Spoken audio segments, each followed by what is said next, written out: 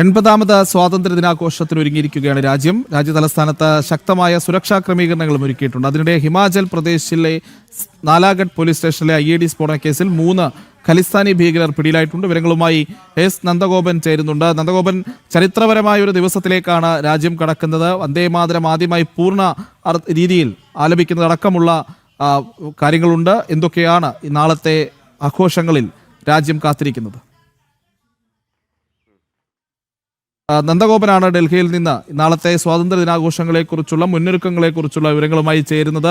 രാജ്യതലസ്ഥാനത്ത് ശക്തമായ സുരക്ഷാ ക്രമീകരണമടക്കം ഒരുക്കിയിട്ടുണ്ട്. നന്ദഗോപൻ, ഏറ്റവും പ്രധാനപ്പെട്ട കാര്യം നമ്മൾ കഴിഞ്ഞ കുറേ മണിക്കൂറുകളായി ചർച്ച ചെയ്യുന്നത് പോലെ തന്നെ വന്ദേമാതരം അതിൻ്റെ പൂർണ്ണ രൂപത്തിൽ രാജ്യത്തിലെ സ്വാതന്ത്ര്യദിന ആഘോഷങ്ങളുടെ ഭാഗമായി ചൊല്ലുന്നു എന്നൊരു പ്രത്യേകത കൂടിയുണ്ട്. മറ്റു വിശദാംശങ്ങളും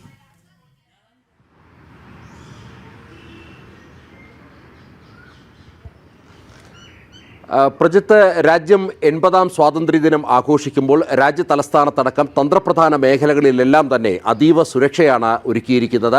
ഡൽഹിയിലേക്ക് വന്നാൽ ഏതാണ്ട് 20,000-ഓളം സേനാ വിഭാഗങ്ങളെയാണ് ഈ ചെങ്കോട്ടയ്ക്ക് ചുറ്റിനുമായി നിർത്തിയിരിക്കുന്നത്. അതിൽ ഡൽഹി പോലീസുണ്ട്, അതേപോലെ തന്നെ മറ്റ് അർദ്ധസൈനിക വിഭാഗങ്ങളുണ്ട്. കമാൻഡോസിൻ്റെ NSG കമാൻഡോസ് അടക്കം ഈ മേഖലകളിൽ വിന്യസിച്ചിരിക്കുകയാണ്. ആൻറ്റി ഡ്രോൺ സിസ്റ്റം അവിടെ ഇതിനോടകം തന്നെ ഇൻസ്റ്റാൾ ചെയ്തിരിക്കുന്നു. ആ മേഖലയിൽ എവിടെയും തന്നെ ഡ്രോൺ പറത്തുവാൻ വേണ്ടിയുള്ള അനുമതിയില്ല. മാത്രമല്ല, തികഞ്ഞ സെക്യൂരിറ്റി, അതായത് 24 മണിക്കൂറും തികഞ്ഞ സുരക്ഷാ വലയത്തിലാണ് ഈ രാത്രി മുതൽ തന്നെ ഡൽഹി ഉള്ളത്. കഴിഞ്ഞ ദിവസങ്ങളിൽ തന്നെ വളരെ കർശനമായ വാഹന പരിശോധന രാത്രികാലങ്ങളിലടക്കം ആരംഭിച്ചിരുന്നു. എല്ലാ തന്ത്രപ്രധാന മേഖലകളിലും ഡൽഹിയുടെ തന്നെ പല തന്ത്രപ്രധാന മേഖലകളുണ്ട്. ആ മേഖലകളിലൊക്കെ തന്നെ സേനാ വിന്യാസം കൂടുതൽ വർദ്ധിപ്പിച്ചിരിക്കുകയാണ്. രാത്രികാലങ്ങളിലടക്കം കർശനമായ പരിശോധന, നിരീക്ഷണങ്ങൾ തുടരുകയാണ്.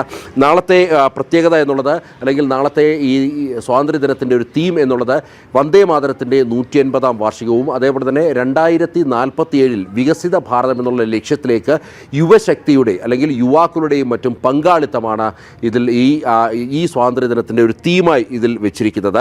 മാത്രമല്ല, ചരിത്രത്തിൽ ആദ്യമായി വന്ദേമാതരം ഈ ചെങ്കോട്ടയിൽ ആലപിക്കുന്നു. അത് പൂർണ്ണ രൂപത്തിൽ ആലപിക്കുന്നു എന്നുള്ളതാണ്. മാത്രമല്ല, സൈനിക ബാൻഡും ഈ വന്ദേമാതരം അവിടെ ആലപിക്കുന്നു എന്നുള്ളതും ഇതിൽ ഈ സ്വാതന്ത്ര്യദിനത്തിൻ്റെ ഏറെ പ്രത്യേകതയായി നോക്കിക്കാണേണ്ടതുണ്ട്.